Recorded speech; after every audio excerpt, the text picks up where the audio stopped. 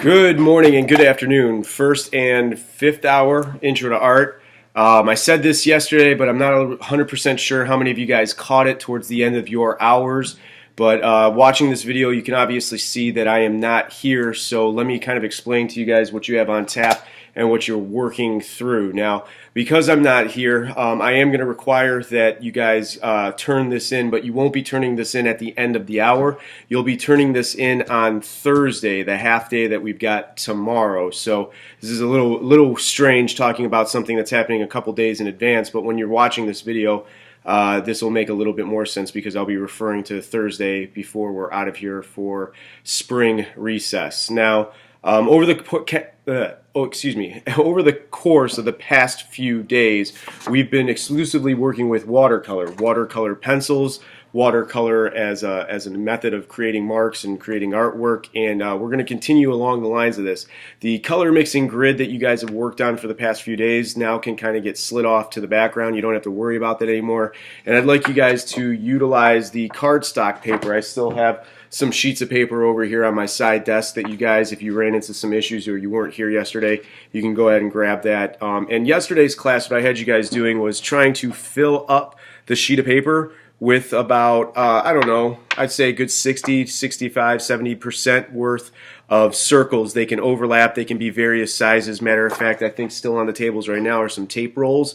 And you can also use the little ink wells that are filled up with water to trace those circles out. And the reason why you're doing that is these circles are going to be what you practice your watercolor techniques inside of. Now, all of the areas here that are left open, or the negative space, there's a word from our stencil work, they're going to be filled in using Sharpie markers. There are 24 brand new Sharpie markers here for you guys to use. I'm gonna kind of stress this. I expect to see 24 when I come back, because these are the same Sharpie markers that you guys are going to be using for your animation project. And Sharpie markers have the tendency of going away, finding feet and new homes. So I'm hoping that you guys are hearing this. The markers that are here are the markers that you have for the rest of the year. So hopefully these things don't go bye-bye just because I'm not here. Now, for the areas that obviously aren't negative space, the inside of the circles, what are you going to be doing? Well, yesterday in class I demonstrated specifically how to use the colored pencils and how to use the color wheel, specifically in a pie wedge of 3 colors, to figure out which colors you would need to overlap over top of each other. Now, this is kind of interesting because there is a test question on the final exam that talks about this theory, not the whole color wheel, but the idea of grouping 3 colors together.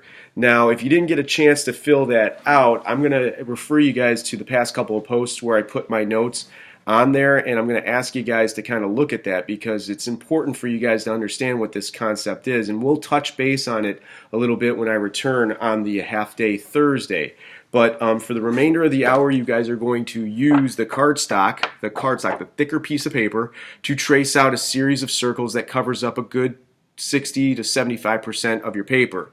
In the areas that are negative space, you're going to fill that in with Sharpie, but remember, the Sharpie is the last step, so I wouldn't necessarily expect to see you guys using that maybe until the end of class today or at the beginning of class tomorrow during the half day.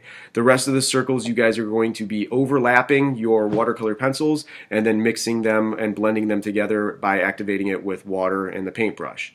So I will leave you to this to work the rest of the hour. You don't need to turn anything in today, but this will be being turned in Thursday. So if you're going to be absent, then maybe it is a good idea to go ahead and turn that in if you already know what's going on. You're getting an early start on spring break. I will see you guys when I return tomorrow. I can look forward to seeing what you guys are working towards completing. And as always, use this time wisely. Remember, the materials are yours, and this is what you guys got in front of you. So good luck, all right? See ya.